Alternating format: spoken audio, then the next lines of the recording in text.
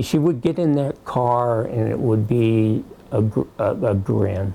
Daryl Ward still remembers the day his mom bought her first brand new car, a gleaming silver Buick. I was with her in the passenger seat, and there was this air of happiness, complete, utter love. That was back around 2010. Since then, that car has taken Ward and his mom, Irma Courier, all the way across the country to Florida and back. Courier has taken it on drives up north to play slot machines in Reno, and to the local bowling alley, where she used to play almost every day. That's all to say, this car has been really good for her. Courier is 92 now, and being able to get around has helped her stay independent. This past April, though, all of that changed. Ward and Courier live together in an apartment in Chula Vista. Usually, they just park her car on the street, since it has disabled parking plates. I never worried about that until one morning I went out there to check on it and it was gone. Courier's car had been towed. The Chula Vista Police Department had taken it for violating the city's 72-hour law, which makes it illegal to park on the street in the same spot for more than 3 days. I was shocked. My heart, not for me, but for my mom, I knew that this was gonna be an incident that would be close to her heart. Ward and Courier had to pay almost $1,000 to get the car back. They didn't have the money, so they used a credit card to cover the costs. Now, Courier is still paying that debt off and is considering filing for bankruptcy. Chula Vista has been towing more and more cars every year for being parked too long. That's according to city data obtained by KPBS. Those numbers dipped slightly when the pandemic hit, but last year, the city hit a new record, seizing more than 550 cars in 1 year. Advocates for older people worry that some of these towing practices in Chula Vista and other major cities are hurting seniors, who are much more likely to have disabilities, and many of whom live by themselves. John Acosta is a local advocate for seniors' rights.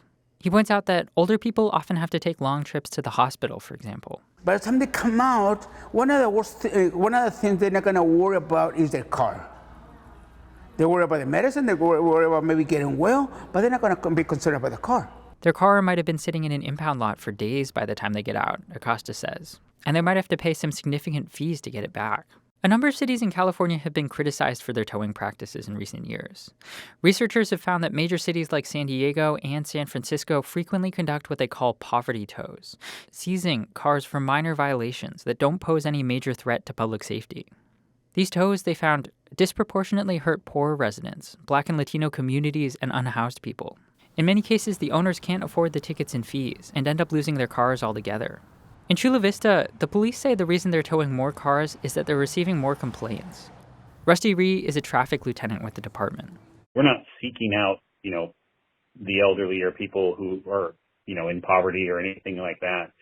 We're dealing with, neighborhoods, whether they be poor neighborhoods or neighborhoods that are, are a little more well off, that are complaining about people leaving their cars on the street.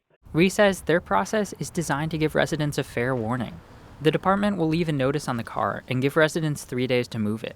If they do end up towing it, then they'll let the owner know by sending a letter. Still, Ree acknowledges that the city doesn't change its approach at all when it comes to cars with disabled parking placards.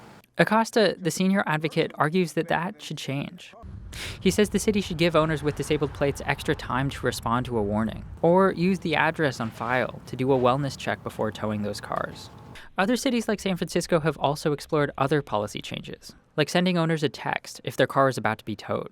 Chula Vista City Council member Jose Preciado says they might need to explore some of those options. I think we do need to take some proactive steps in the case of working with our seniors, and particularly if they're disabled or we want to support them continuing to be and live in their independent lives. Ward and Courier both agree that the city's approach needs to change.